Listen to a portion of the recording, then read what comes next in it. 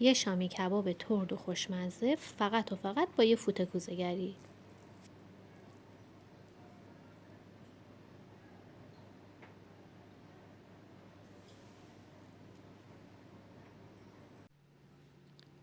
من این مواد رو برای 3 نفر آماده کردم.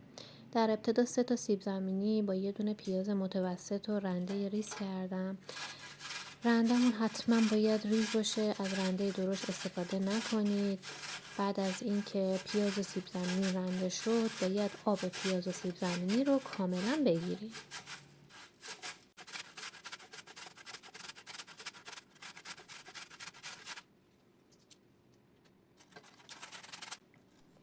همیشه اگر میخواین یه شامی کباب خیلی خوشمزه و ترد داشته باشین، از دستگاه بلندر و یا غذاساز استفاده نکنید، چون که طعم اصیل و خانگی رو بهتون نخواهد داد.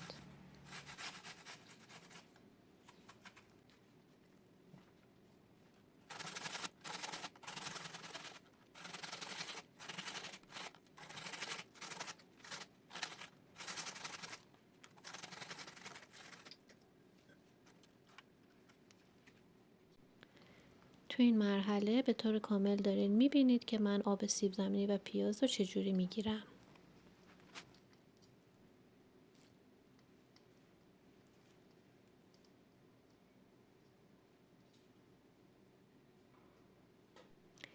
آب اضافی سیب زمینی و پیاز رو من خالی کردم تا به همچی بافتی برسم.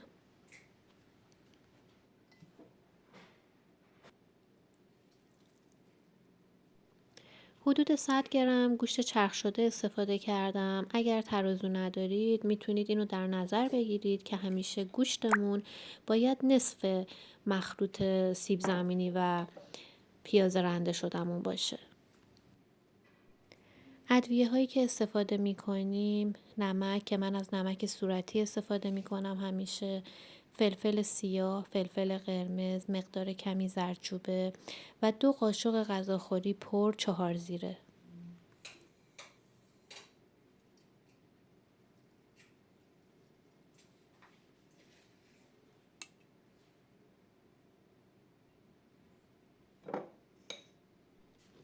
فوت کوزه‌گری یه شامی کباب خوشمزه فقط در این مرحلهشه که 2 تا قاشق ارده کنجد بهش اضافه کنیم تا یک بافت خامه‌ای لطیف به ما بده و هیچ وقت شامی کبابمون از هم نپاشه و کمترین روغن ممکن رو استفاده کنیم.